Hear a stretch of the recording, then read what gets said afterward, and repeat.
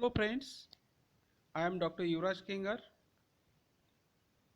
working as assistant professor in botany. My qualification is MSc, PhD, SET and GATE twice time. I am working as assistant professor since 2006, means I have 15 years teaching experience at senior college lecture, and I am teaching you the botany.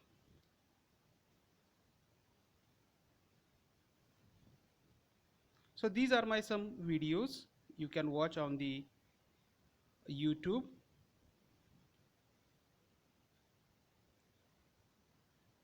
So you look this picture. What is this? ओळखताय काय बघा?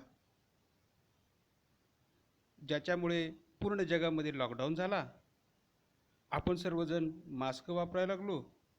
दिवसातून कितीतरी वेळा आपण handwash केले आणि social distancing सुद्धा पाळले. तर हा कोण आहे? Corona. So what is corona? You will answer virus.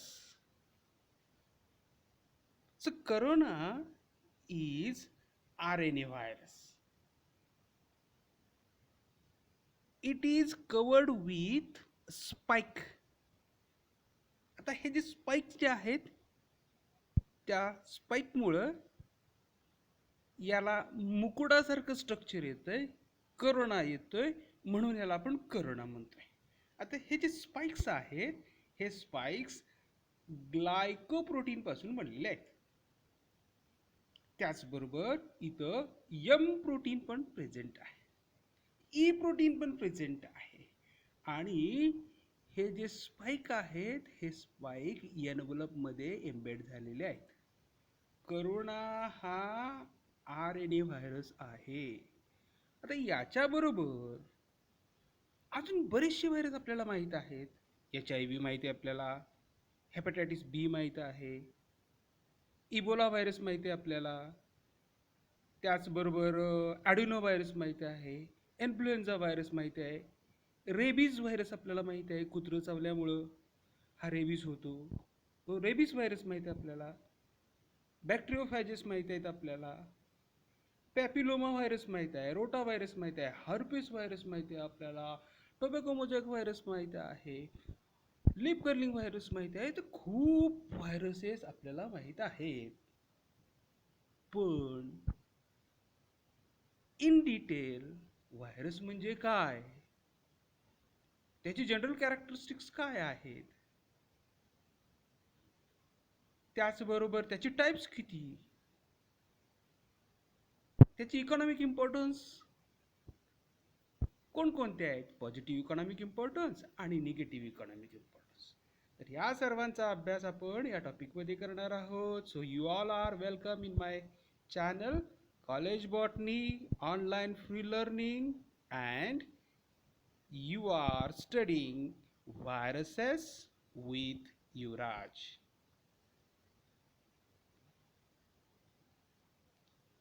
So first of all, we will study what the viruses are. आता आपल्याला माहिती आहे viruses are small, tiny, ultra microscopic or submicroscopic organisms. आता अल्ट्रा मायक्रोस्कोपिक म्हणजे काय किंवा सब microscopic म्हणजे काय, तर हे इतके स्मॉल आहेत की जे आपल्याला मायक्रोस्कोप मध्ये सुद्धा बघायला मिळत नाहीत.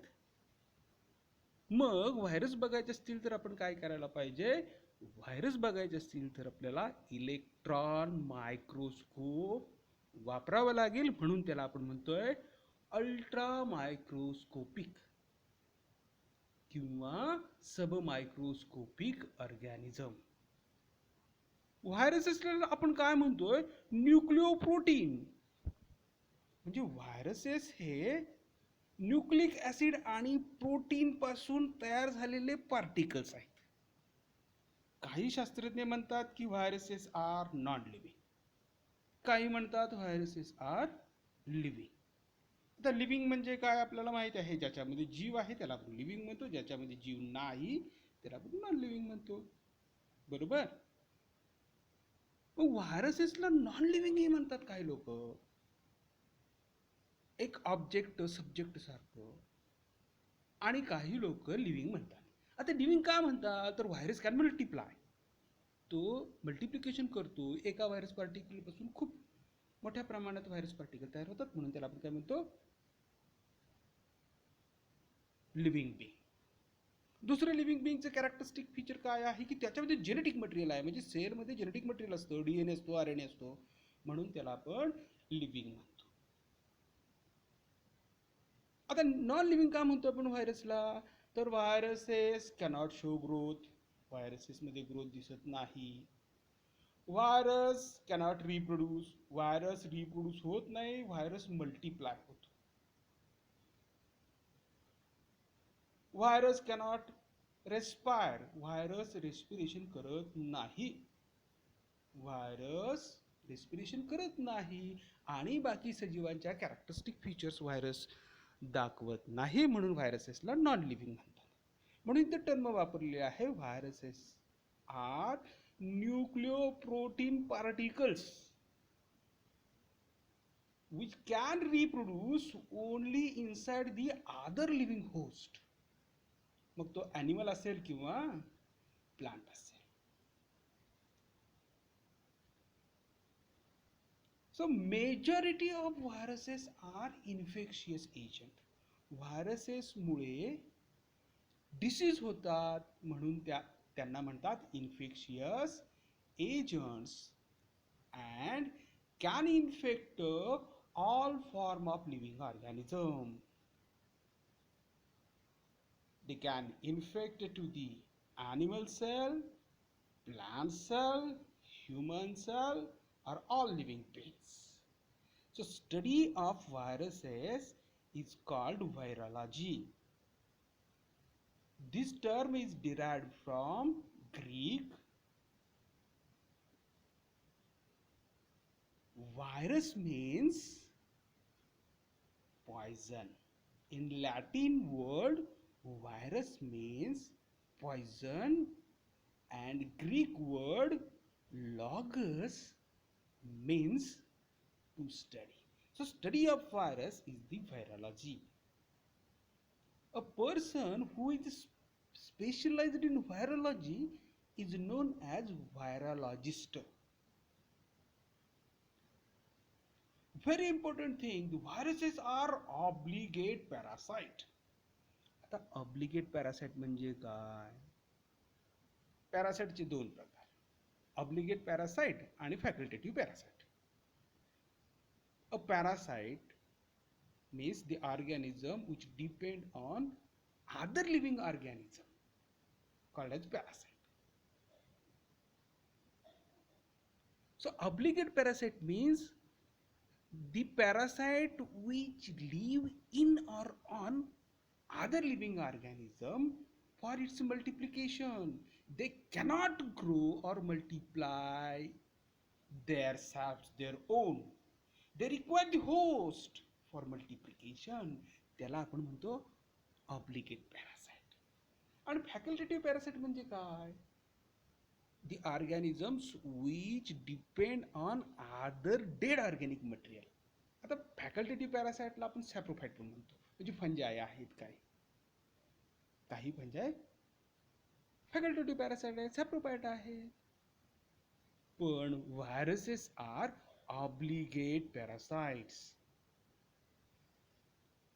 दे infect to the plant, animals and microbes. So see here, the virus which infect to the algae, blue-green algae, are called cyanophages. The viruses which infect to the higher algae, different higher algae, algal members called as phycovirus or phycophages.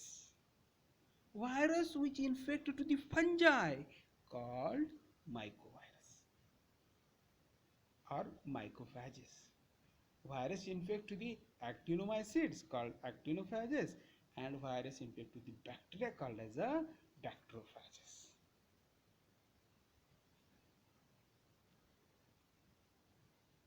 Now we will glimpse on discovery of viruses. व्हायरसेसची discovery कशी झाली. आता व्हायरसेसची discovery जी आहे ती फार interesting आहे आणि खूप शास्त्रज्ञ आहेत यामध्ये. 50पेक्षा जास्त शास्त्रज्ञांनी कंट्रीब्युशन केलं आहे व्हायरॉलॉजीमध्ये. पण आपण काही शास्त्रज्ञांनाच फक्त महत्त्वाचे जे शास्त्रज्ञ आहेत सुरुवातीची जी स्टडी आहे तेवढीच आपण बघणार आहे. आपण तर किती अभ्यास करायचा. आणि याच्यावर क्वेश्चन MCQ विचारू शकतात, ह्याच्यापेक्षा जास्त क्वेश्चन विचारू शकत नाही. पण आपल्याला माहिती आहे की 2014मध्ये इबोला हा व्हायरसचा अटॅक झाला, आउटब्रेक झाला वेस्ट आफ्रिकामध्ये.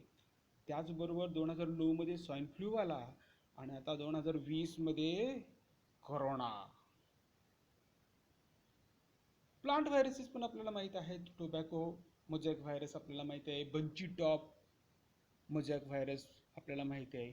हा बंची टॉप मोजॅक व्हायरस डिसीज कसा असतो तर बनाना प्लांटवर होतो. केळीची वरची जी पानं आहेत, टॉपची जी पानं आहेत केळी झाडाची, ती बंची होतात, अशी क्रम्प होतात, त्याला आपण म्हणतो बंची टॉप व्हायरस. ककुंबर मोजॅक व्हायरस आपल्याला माहिती आहे. ककुंबरची जी पानं आहेत ती पानं अशी मोजॅक पॅटर्न येतो तिथं. किंवा टोबॅको तंबाखूच्या झाडावर पण मोजॅक पॅटर्न येतो, म्हणजे काही ठिकाणी ठिपके आल्यासारखे असे मोठे शायनी होतात, त्याला आपण मोजॅक म्हणतो. मोजॅक टाईल आपल्याला माहीत असते, त्याच्यासारखं पॅटर्न होतो, त्याला आपण म्हणतो टोबॅको मोजॅक डिसीज किंवा बीन मोजॅक डिसीज किंवा ककुंबर मोजॅक डिसीज. असे बरेचसे प्लांट व्हायरसेस आपल्याला माहीत आहेत. पण व्हायरसची डिस्कवरी जी झाली ती सुरुवात झाली ती म्हणजे in the year 1892 the scientist Ivanhoe, ज्याचा फोटो मी इथे लावलाय पहा. Ivanhoe, the first person who showed that the tobacco mosaic leaves get rubbed on healthy tobacco plant and disease transmission takes place. म्हणजे त्याने काय केलं, टोबॅको मोजॅक डिसीज झालेली जी पानं आहे ती पानं हेल्दी टोबॅको प्लांटवर अशी चोळली, चुरगळली आणि मग त्या हेल्दी प्लांटला सुद्धा डिसीज झाला. आणि मग त्यानं म्हटलं की याच्यामधून काहीतरी ट्रान्सफर होतंय. आता हे काहीतरी म्हणजे काय तर टोबॅको मोजॅक व्हायरस.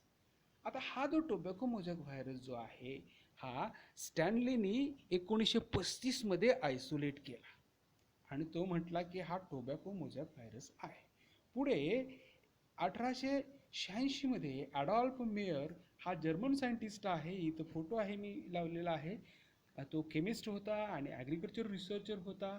त्यानं काय केलं की इन्फेक्टेड प्लांट लिव्ज जे आहेत ते हेल्दी प्लांट मध्ये क्रश केले, त्याचा ज्यूस तयार केला आणि तो त्यानं लॅबॉरेटरीमध्ये स्टडी केला आणि त्याला येलोइश स्पार्कलिंग त्याला बघायला मिळालं. सो येलोइश स्पार्कलिंग त्याला बघायला मिळालं, म्हणजे असे चमकणारे पार्टिकल्स बघायला मिळाले. आता हे पार्टिकल्स म्हणजे काय तर व्हायरस आहेत, पण त्याला ते आयडेंटिफाय झालेले नाही आहेत ॲडॉल्फ मेयरला. पुढे डिमिट्री अवनाक्सी यानं पहिला एव्हिडन्स दिला की टोबॅको मोजॅक डिसीज हा टोबॅको मोजॅक व्हायरसमुळे होतो. पुढे वॉल्टर रीड यांनी येलो फीवर व्हायरसचा शोध लावला. वॉल्टर रीडनी. आणि हा जो येलो फीवर जो आहे तो मॉस्किटोमधून स्प्रेड होतो बरं का. पुढे कार्ल लँडस्टेनर आणि अर्विन पॉपर यांनी पोलिओ हा पोलिओ व्हायरसमुळे होतो हे सिद्ध केलं. पुढचे शास्त्रज्ञ आहेत राऊस. आता राऊसवर एक टॉपिक होता, चॅप्टर होता 12वीला इंग्लिशमध्ये. राऊसची डिस्कवरीवर एक टॉपिक होता. तर हा जो Francis Peyton Rous discovered the causative agent for chicken cancer. It is named as Raus sarcoma virus. So Rous sarcoma virus, कॅन्सरची लढाई म्हणून एक 12वीला टॉपिक होता, तो याच राऊसवर होता. पुढे जे शास्त्रज्ञ आहेत ते जे जे Bittner.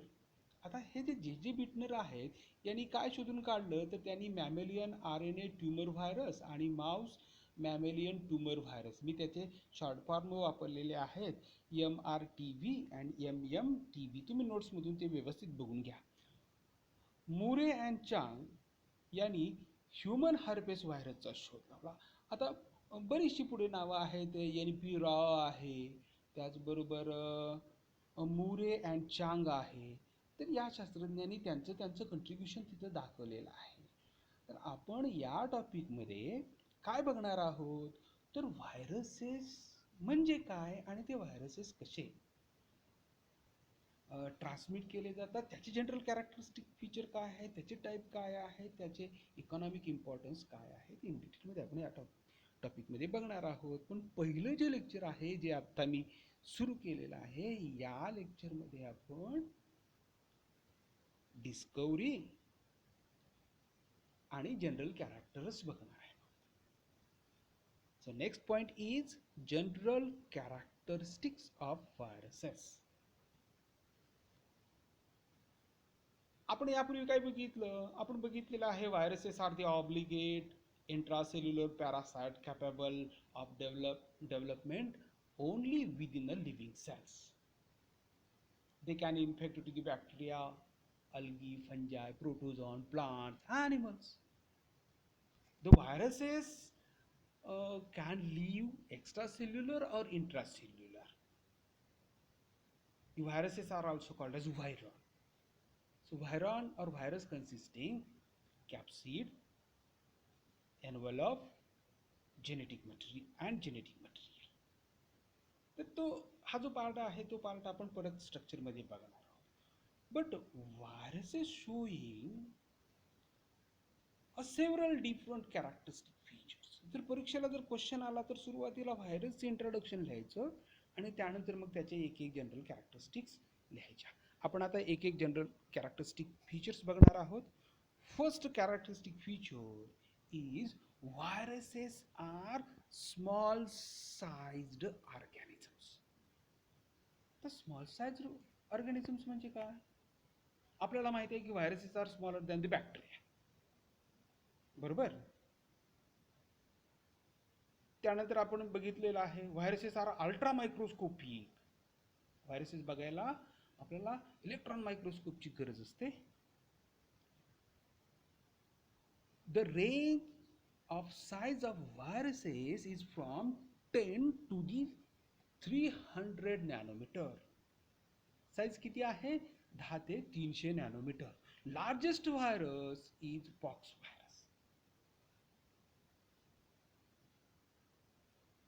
which is smaller than the mycoplasma, and smallest virus is about 11 nanometer in a size. 11 nanometer in a size. So viruses are much smaller than the bacteria. They can pass through the bacteria proof filter. Viruses vary widely in the size. The size range from 10 to 300 nanometer. The largest virus is pox virus, and the smallest virus having size 11 nanometer. Next, viruses shows simple structure. मी यापूर्वी तुम्हाला सांगितले की व्हायरसचं structure कसं असतं. Viruses has a envelope, viruses has capsid, and viruses has a nucleic acid और nucleic material. एवढं structure आहे.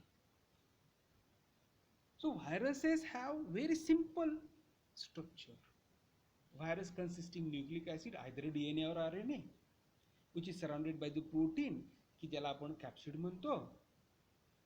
And this capsid is surrounded by the envelope. मग तो एनवलप काही व्हायरसेसमध्ये असतो, त्याला आपण एनवलप्ड व्हायरस म्हणतो, आणि ज्याच्यामध्ये काही व्हायरसेसमध्ये तो एनवलप पण असत नाही. हा जो एनवलप आहे हा लिपिड, कार्बोहायड्रेट किंवा प्रोटीन याच्यापासून बनलेला असतो. So viruses shows very simple structural organisation. पुढची characteristic feature, viruses shows absence of cellular structures. Cellular structures म्हणजे कोणकोणते? Plasma membrane, cell wall, ribosomes, mitochondria, chloroplast, endoplasmic reticulum, Golgi complex, lysosome, याला आपण cellular structures म्हणतो. व्हायरसेसमध्ये हे सगळे absent असतात, cellular structure present असत नाहीये. So absence of cellular structures. They do not contain cytoplasm and cell organelles. Next general characteristic feature, no independent metabolism. मी यापूर्वीच म्हटलेलं आहे की viruses are obligate intracellular parasites. म्हणजे काय? Viruses can multiply on other living organism. Therefore, viruses use the metabolism of host, other living organism. व्हायरसेसला त्याचा स्वतःचा metabolism नाहीये. So they are metabolically inert outside the host because they do not have independent metabolism. Next, viruses contain nucleic acid. Nucleic acid म्हणजे कोणकोणते? DNA किंवा RNA. So they contain only one type of nucleic acid, एकतर RNA असेल किंवा DNA असेल. Some viruses contain DNA while some virus contain RNA. पुढची characteristic feature ती म्हणजे काय? तर व्हायरसेसना क्रिस्टल सारखं स्ट्रक्चर असतं. So many of the smaller viruses can be crystallized. They become like a chemical crystals. So that is called as a crystallization. Viruses shows crystallization. Next characteristic feature, no growth and division. Viruses do not grow. ते व्हायरसची वाढ होत नाहीये, ते वाढू शकत नाही, पण multiply होत आहेत. एका व्हायरस पासून 2 व्हायरस, 2 पासून 4 व्हायरस, 4 पासून 8 व्हायरस होऊ शकतात, पण त्याच्यासाठी होस्टची आवश्यकता आहे. बरोबर? So viruses do not grow and divide, however they produce new virus particle by using cells. मी काय म्हटलं? Viruses cannot grow and division. आता होस्ट सेलमध्ये व्हायरसचं इन्फेक्शन होतं, त्यावेळी होस्ट सेलची मशिनरी वापरून, बायोसिंथेटिक मशिनरी वापरून त्या होस्ट सेलपासून खूप मोठ्या प्रमाणात पार्टिकल्स तयार होतात, व्हायरस पार्टिकल तयार होत आहेत, आणि ते जे व्हायरस पार्टिकल जे आहेत ते व्हायरस पार्टिकल स्प्रेड होत आहेत. म्हणजे no growth and division takes place.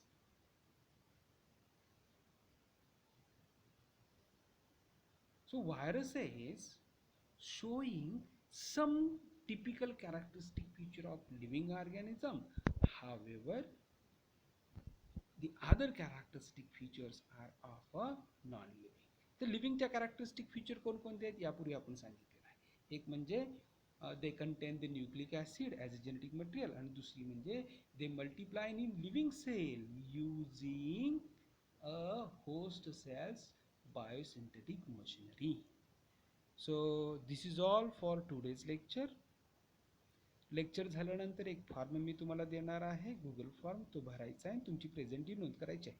तुम्हाला यामध्ये काही शंका असतील, काही पार्ट समजलेलं नसेल किंवा रिपीट करायचं असेल तर तुम्ही तिथं त्या सजेशनमध्ये लिहू शकता, आणि याच्या नोट्स मी तुम्हाला देणार आहे. तर हे माझं पहिलं लेक्चर पडलेलं आहे. इथून पुढे रेग्युलर लेक्चर पडतील. Thank you very much.